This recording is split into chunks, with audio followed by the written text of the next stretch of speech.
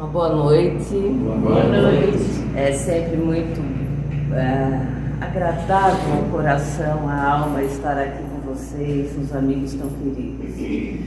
Para a noite de hoje, obviamente em decorrência da época do ano que a gente se encontra, a proposta é trazer uma mensagem relacionada a Jesus. Mas hoje, e não é para vocês, é para mim, eu venho há algum tempo pensando nesse contexto dos ensinos de Jesus.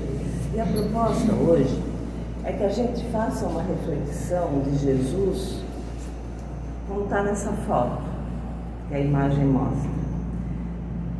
Não daquele Jesus histórico, aquele Jesus que a gente ouve falar dos evangelhos, aquele Jesus que muitas vezes adoramos enquanto imagem, mas de Jesus na nossa vida, no nosso cotidiano, nas nossas ações, nas nossas atitudes. Então a nossa proposta hoje é a gente refletir sobre isso.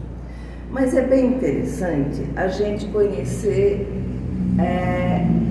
o Jesus histórico. O que se tem em termos de registros históricos a respeito dessa figura, desse espírito para nós, desse ser humano que esteve, desse espírito que como ser humano esteve conosco há mais de 2000 anos atrás.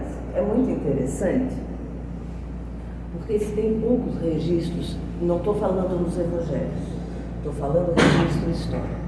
Nós temos um registro que é muito significativo, que é de um escritor da época de Jesus. E é interessante, dentro desse contexto, a gente conhecer também esse ser como figura humana, né? Então, Jesus, em aramaico, recebe esse nome, Yeshua ben Yosef, Jesus, filho de José, traduzindo, né? Ele, como nós já sabemos, filho de José e de Maria, e que se sabe que ele nasceu em Belém, em fins do reinado de Herodes Antipas, né? Mas nós temos aqui uma descrição muito interessante de um historiador judeu, Flávio Joséfo, que descreveu um homem que estava ele escreveu isso por volta de 95 anos depois que Jesus esteve conosco. Mas ele recolheu relatos de pessoas que tiveram contato com pessoas que viram Jesus, que estiveram com Jesus. E ele descreve Jesus dessa forma, muito interessante. O texto está em árabe e na tradução a gente consegue identificar isso. Naquela época, ou seja, 95 anos atrás, né, vivia Jesus, homem sábio, de excelente conduta e virtude reconhecida. Flávio Joséfo não era cristão, ele era um historiador. Isso é bem importante que a gente destaque, né? Muitos judeus e homens de outras nações converteram-se aos seus discípulos. Pilatos ordenou que fosse crucificado e morto, mas aqueles que foram seus discípulos não voltaram atrás e afirmaram que ele lhes havia aparecido 3 dias após sua crucificação, que estava vivo. Talvez ele fosse o Messias, sobre o qual os profetas anunciaram coisas maravilhosas. Por que é interessante esse texto? E é importante esse texto? Porque esse texto é descrito por alguém fora do contexto do movimento cristão. É descrito por alguém que não tinha na sua filosofia de vida o cristianismo. Então, isso é uma descrição muito interessante de Jesus caminhando entre nós, naquele contexto onde ele viveu, do reflexo que ele trouxe para aqueles que estiveram com ele. Então, essa descrição, ela é bem importante, ela é bem significativa para nós que somos cristãos, né? A gente tem uma descrição de alguém com outra vivência, com outro olhar. Mas hoje a gente vai estar trabalhando a descrição, a reflexão a respeito de Jesus na visão da doutrina espírita. E penso eu que a melhor descrição está no Livro dos Espíritos, na pergunta 965, quando Kardec questiona qual o tipo mais perfeito que Deus tem oferecido ao homem para lhe servir de guia e modelo. E a resposta é só essa: Jesus. E nessa questão, o fundamental, o importante é a pergunta. É na pergunta que nós encontramos um destaque, um alerta, um contexto para usarmos nas nossas vidas. Quando Kardec questiona, usando esses dois adjetivos, guia e modelo, ele traz aqui uma referência que serve para toda a eternidade de cada um de nós. Que é um guia? Pensar num guia de turismo, né? Quando a gente vai em uma cidade e a gente encontra ou contrata um guia de turismo, é uma pessoa que conhece aquela cidade como nós não conhecemos, que sabe dos detalhes do cotidiano, sabe das nuances que ocorrem no cotidiano daquela cidade, sabe da história. Então, ele nos apresenta um cenário qual nós não conhecemos. Por que essa qualidade de guia é fundamental que nós tenhamos muito alertas para nós? Porque se Jesus é guia, ele tem um roteiro. Se ele nos deixou um roteiro, a gente tem um manual de instruções, que são o quê? Os seus ensinos. Então, essa palavra guia nos alerta que todos os ensinamentos de Jesus, sem exceção, não existiu um único ensinamento que ele nos deixou que não tenha um objetivo. Todas as parábolas, todas seus exemplos de cura, toda a sua metodologia de passar isso para nós, a forma como ele se relacionava com ele mesmo, com ele com Deus, com ele com o outro, com ele com o mundo. Sabem por quê que isso é extremamente significativo? Porque às vezes a gente se equivoca na resposta a uma pergunta que diz assim: o que é o Evangelho? O Evangelho é a Bíblia. Ou o Evangelho é aquilo que está lá no Evangelho segundo o Espiritismo. Isso é um equívoco. O Evangelho, que vem do grego e que significa boa nova, é Jesus. É Ele é o próprio Evangelho. Por quê? Porque ele só falou do que ele fez. Ele só ensinava do que ele podia exemplificar. E a prova disso é que a vinda dele, do nascimento, todo o seu processo de estar aqui conosco, até o seu retorno para a espiritualidade, através de todo o processo da crucificação, é a exemplificação da forma de ser, de estar e de viver de acordo com as leis de Deus. O seu desencarne, a forma com que ele voltou, a gente também só pensa no suplício e na cruz. Mas o grande exemplo de Jesus foi saber passar pelo sofrimento, como passar pelo sofrimento e o principal de todos, ter voltado 3 dias depois, porque no retorno dele, ele também nos ensina a respeito da imortalidade. Então, tudo que Jesus nos deixou, tudo, não é para a gente ler, não é para a gente declamar, não é só para a gente louvar. Não, isso é muito pouco. Isso seria um reducionismo da missão de Jesus. Cada coisa que Jesus nos deixou é um guia para nós usarmos no nosso processo de amadurecimento e evolução. Por quê? Porque ele também é modelo. O que é um modelo? Um modelo é algo... Vou usar essa palavra porque fica mais fácil. É algo perfeito. Algo feito de maneira extremamente perfeita. E que eu olho e digo, já sei como é que tem que ficar.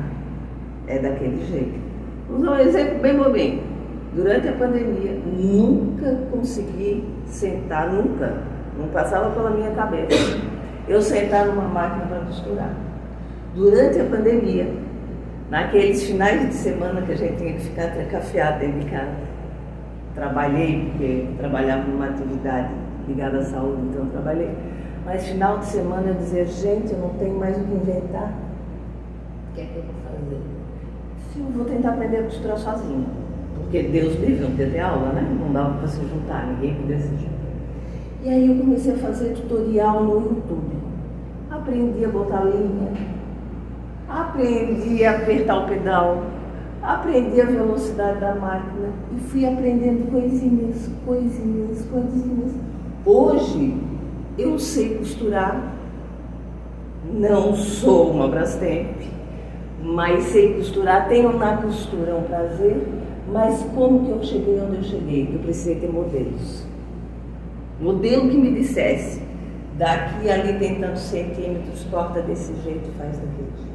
O que é esse modelo que está na pergunta dessa questão do Livro dos Espíritos?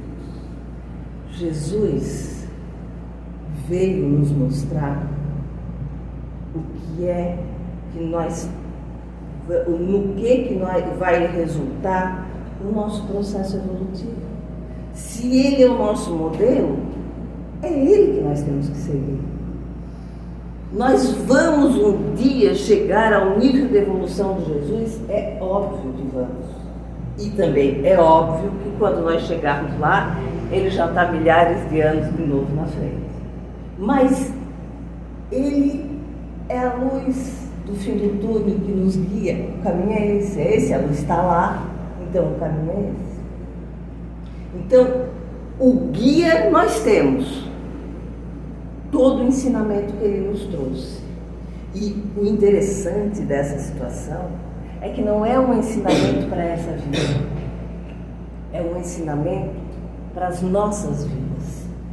Porque são ensinamentos que nós precisamos aprender a fazer. A gente já ama? Já ama.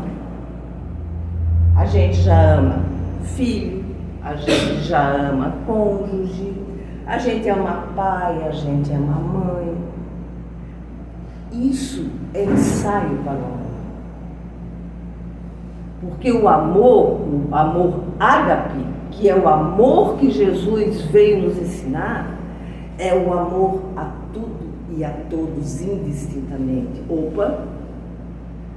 Aí eu já tenho um pouquinho de dificuldade, porque eu já tenho que amar quem eu não gosto. Eu tenho que amar quem não gosta de mim. Eu tenho que aprender a amar quem cometeu atitudes extremamente graves. Eu tenho que amar aquele morador de rua que não cheira bem e que quando eu chego perto, que eu sinto o cheiro, eu me afasto. Eu tenho que aprender a chegar perto dele. Eu tenho que aprender a chegar perto. Quando eu moro numa nação bélica, eu vou ter que aprender a amar a nação que a minha é contra. Então, ele de novo é modelo e guia, porque ele nos deixou muito claro que é possível amar indistintamente. Só que a gente tem que aprender. Então a gente vem no decorrer das nossas existências exercitando a capacidade de ampliar o nosso amor além do grupinho que nos é de interesse pessoal. Daqui a pouco a gente vai ampliando. De início, a gente não vai cair de amores por aqueles que a gente não... ou que a gente não concorda, ou que nos odeiam, mas a gente vai aprendendo a desenvolver essa capacidade, não odiando, não se vingando. Se me faz muito mal estar perto, eu me afasto, mas rezo por ele. Então são exercícios. Então o que Jesus nos deixou, naquilo que nós temos descrito nos evangelhos, na história que chegou a nós a respeito dos seus ensinamentos, são o passo a passo de como fazer essas coisas. E à medida que a gente vai fazendo, a gente vai amadurecendo enquanto espírito imortal, a gente vai evoluindo, para chegar onde? Seguir o modelo, seguir o guia. E o que é importante nessa história? É que, além de tudo, ele nos deixou algumas coisas, alguns contratos que são interessantes. Primeiro contrato que ele nos deixou, que ele é nosso irmão. Isso é importantíssimo. Quem é filho mais novo, que tem irmão mais velho, e principalmente se esse irmão é modelo guia, sabe a importância que é ter o irmão mais velho na nossa retaguarda. Aquele irmão que nos acolhe, que nos ampara no momento da necessidade, que nos dá os toques, que às vezes dá o nosso puxãozinho de orelha. É lógico que Jesus faz isso de uma forma diferente. E pelo fato dele ser nosso irmão, automaticamente está subentendido que ele é filho de Deus. E se ele é o nosso irmão mais velho, para nós que somos nascidos neste planeta, isso é sinal de que ele, sendo um irmão mais velho no sentido de maturidade e de evolução, o que ele nos trouxe de quem? Do Pai que nos é comum. Então essa característica de Jesus nos traz a confiança. Mas ele não é só irmão, ele é também mestre.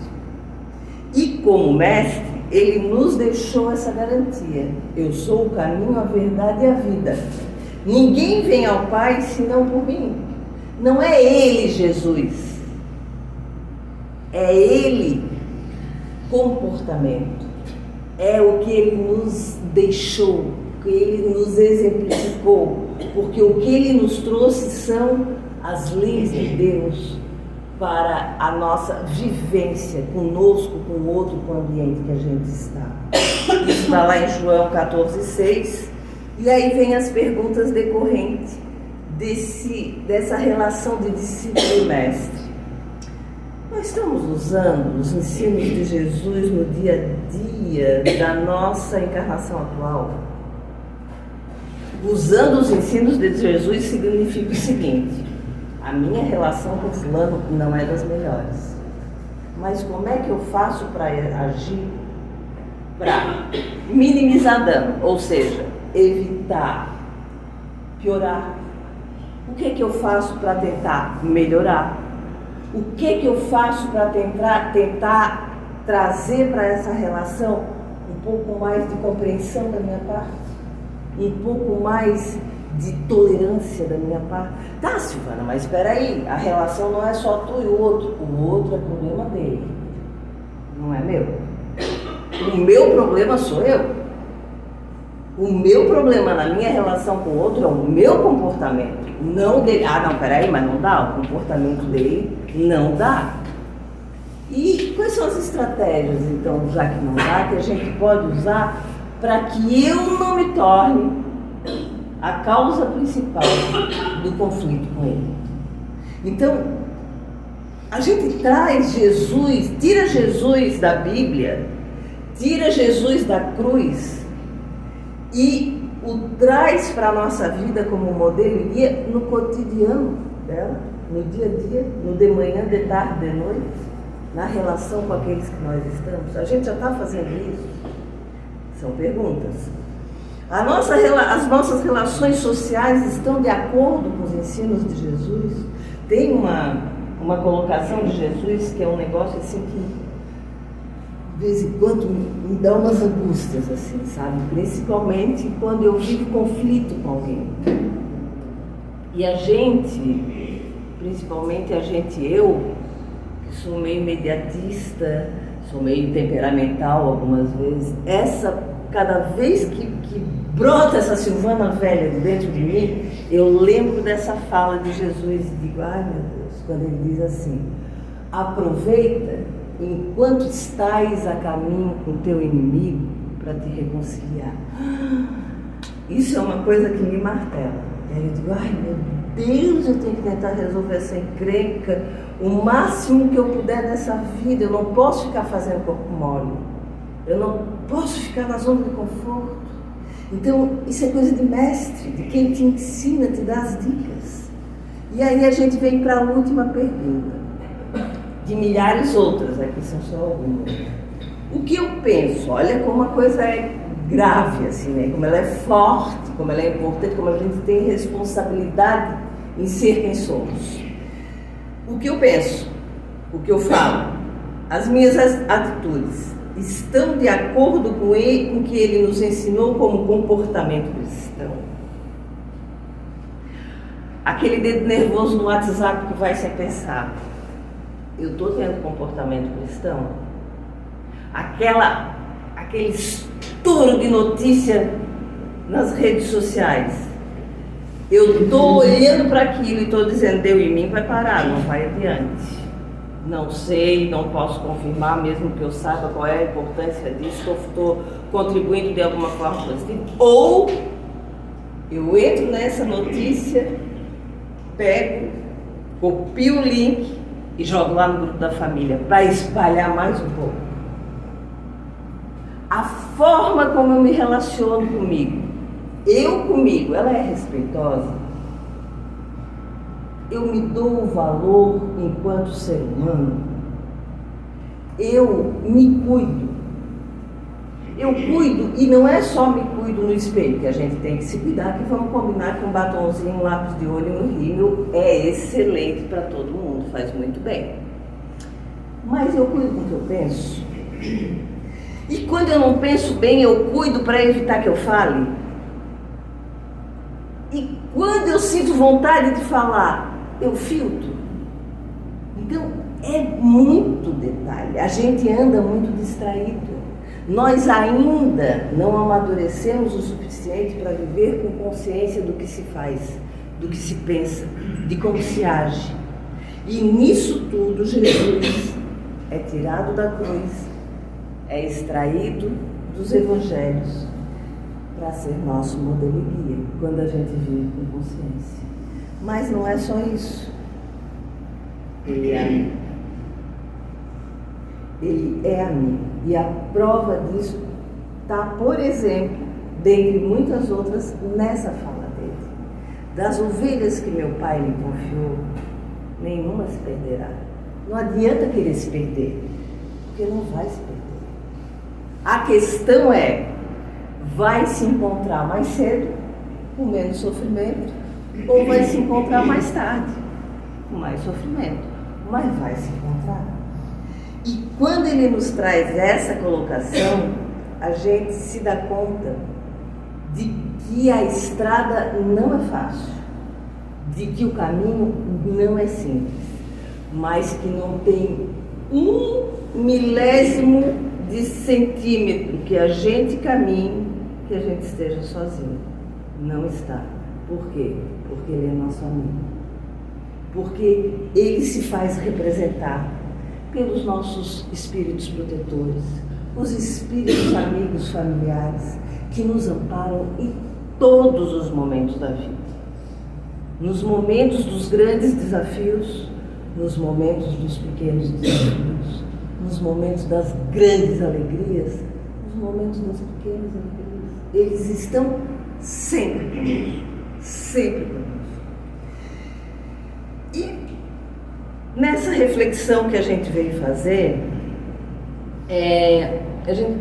eu trouxe uma história que ela representa um pouco disso tudo, tenta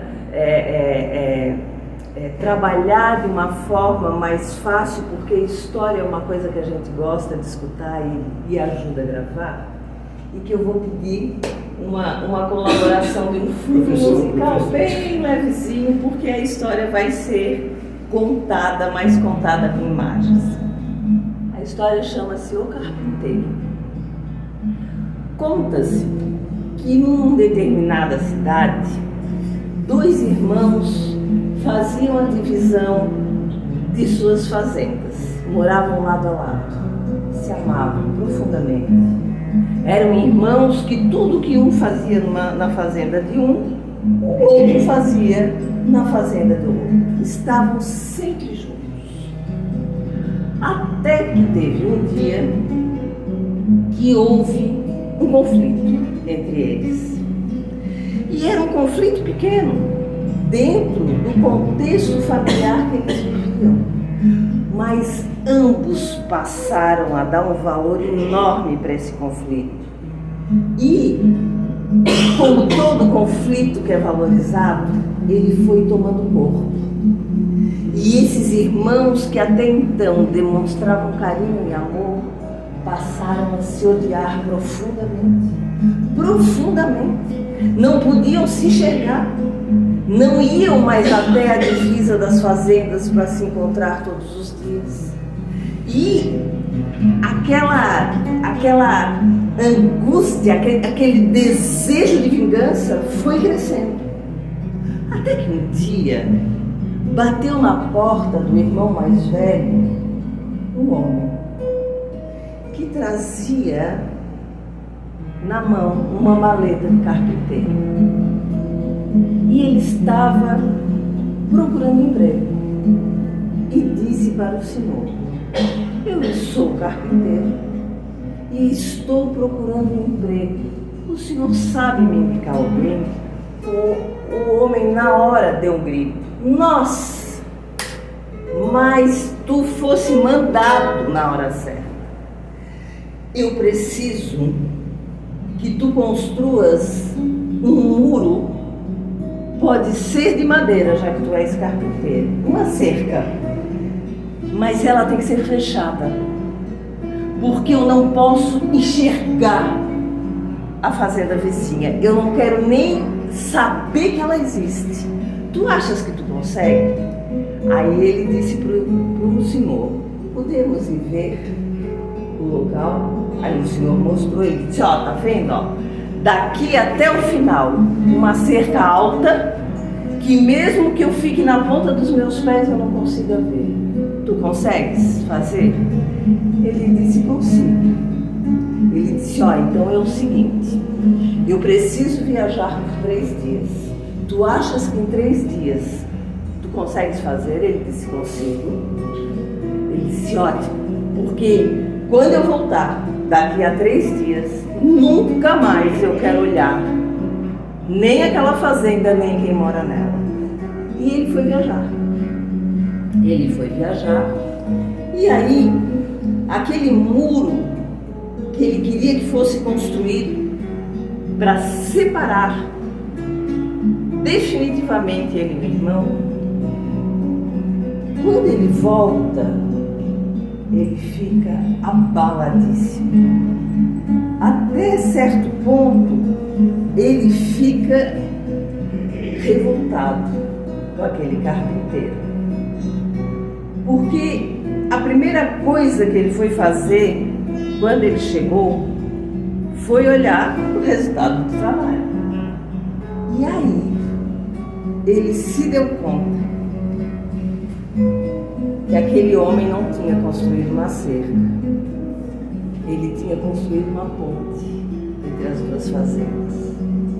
E ele chamou o homem, trouxe para perto da divisa e disse: tu estás louco? Eu não te mandei construir um muro alto e tu me constróis uma ponte? E o carpinteiro não perdeu a sua calma, ficou sereno. Nisso, vem correndo lá da outra fazenda o seu irmão, aos prantos, chorando, desesperado, atravessa a ponte e se joga nos braços do irmão, abraça o irmão e pede desculpa, dizendo: meu irmão, pelo amor de Deus, tu me desculpa, como tu és nobre, como tu és uma pessoa que tens a qualidade de um ser humano que merece ser reconhecido. Me perdoa por tudo que eu fiz, porque só uma pessoa nobre como tu és teria a grandiosidade de construir uma ponte para facilitar que eu viesse te pedir desculpa. O irmão não se aguenta e ele chora muito. Os dois passam a se abraçar intensamente e o carpinteiro olha parado onde ele está. E os dois começam a atualizar as notícias, porque eles estavam muito tempo brigados. E como é que está a comadre? E como é que está a sua filha? E como é que está seu filho? E ficam naquela conversa por algum tempo. Até que eles lembram que o carpinteiro está ali. E não só o que pediu o serviço, mas o outro também achou muito estranho o olhar daquele homem. E pela primeira vez ele se deu conta que naquele olhar tinha amor, tinha compaixão, que naquele olhar tinha acolhimento. E ele, profundamente agradecido àquele carpinteiro, ele disse: meu amigo, me perdoa pela forma como eu te tratei. E para compensar o meu comportamento inadequado, eu quero te propor, fica trabalhando aqui conosco. E aí o carpinteiro abaixou pela primeira vez os olhos, deu um leve sorriso, olhou novamente para eles e disse: não posso, agradeço o seu convite, mas eu não posso. Eu ainda tenho muitas pontes para construir entre as divisas dos conflitos do coração humano. E quando eles voltaram a olhar, o carpinteiro havia sumido. Jesus está nos pedindo mais do que a gente pode dar? Chico nos responde que não. Ele nos responde o seguinte, finalizando a nossa noite: o Cristo não nos pediu muita coisa, não exigiu que nós escalássemos o Monte Everest, ou que fizéssemos ou que façamos grandes sacrifícios. Ele só nos pediu uma coisa: que nós nos amássemos uns aos outros. Vamos fazer uma forcinha. Eu, vocês, todos nós. Vamos fazer a nossa parte. Vamos fazer a nossa parte para tentar aliviar a dor desse mundo. Se a gente não consegue, está lá no Oriente para tentar acalmar aquele povo, vamos lembrar deles nas nossas orações. Vamos rezar por nós e pelo outro, por nós e pelo mundo, mas lembremos de uma coisa: resolver os problemas do mundo talvez esteja fora do alcance dos nossos braços, mas trabalhar a nossa melhoria dia a dia, isso está no alcance de nossas mãos. Que tenham todos no Natal muita paz, muito amor com seus familiares. E vamos tentar fazer um 2025 o melhor possível que a gente conseguir. Muito obrigada, uma boa noite, um bom fim de ano, fim de festa para todos vocês e suas famílias.